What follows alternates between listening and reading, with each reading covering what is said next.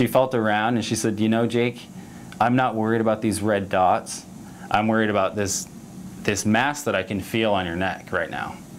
And she's like, I think it would be in our best interest for you to go across the hall and get this thing ultrasounded immediately. So I said a little prayer, and I'm just like, you know, whatever this mass is, hopefully it turns out right. I came in here for gastrointestinal problems, asked about red dots that were on my neck that wouldn't go away, and then find out that I had this mass on my neck. So I go across the hallway and get this thing ultrasounded, and I go home that afternoon, and for the next couple of days I'm just sitting there wondering, you know, what is this? The GI issues and these red dots went away the next day after I left the hospital. So it was from that time, went complete miracle. So I said, you know what, this is in God's hands. He's in control. I'm just going to keep living every single day, and whatever is meant to be is meant to be. You know, I heard my dad tell me that what I had, and I obviously had never heard of that in my life. And I asked her, I'm like, you know, what are some of the complications that could go wrong with this surgery? And she looked at me and she said, you know, I've done a lot of these surgeries before, but I do want to tell you that there is always the risk of hitting the recurrent laryngeal nerve. And, you know, at that time I didn't have any idea what the recurrent laryngeal nerve was. And she said, you know, it could, if this thing does get clipped, then the chances of you being able to speak ever again is about 0. So I'm like, you know, my heart starts racing.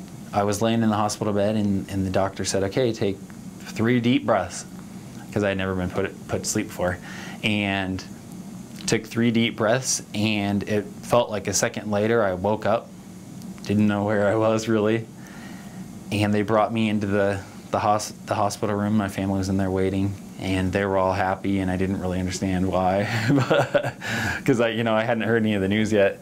But then the doctors came to my room, and they had reassured me that everything went well. There was basically one way that every single thing could have worked out for me, and that one way was the way that it ended up happening. My cells the cells had not spread anywhere, they didn't think, so they only took 1/2 of my lobe, or one lobe, 1/2 of the thyroid, and sewed me up, and I've been good ever since. And I am just now finished my first semester of dental school here at the College of Dentistry in Lincoln. I actually took part of the Rural Health Opportunities Program in Dentistry through Chadron State College, and this is a program that is combined with the University of Nebraska Medical Center, and you know, it's to get rural doctors and dentists and pharmacists, and I took advantage of that when I was in high school, and I really would sincerely like to return to rural Nebraska someday. You know, this Evans Scholarship, it was actually a shock to me. I found out that I got this a couple weeks before school started, and it actually made my day. I didn't apply for it or anything, and it was an honor, and I'm thankful for it. It's given me a lot of confidence this semester, especially with a lot of the different types of adversity that I've thankfully been overcome in my life, and it just has motivated me to continue to succeed.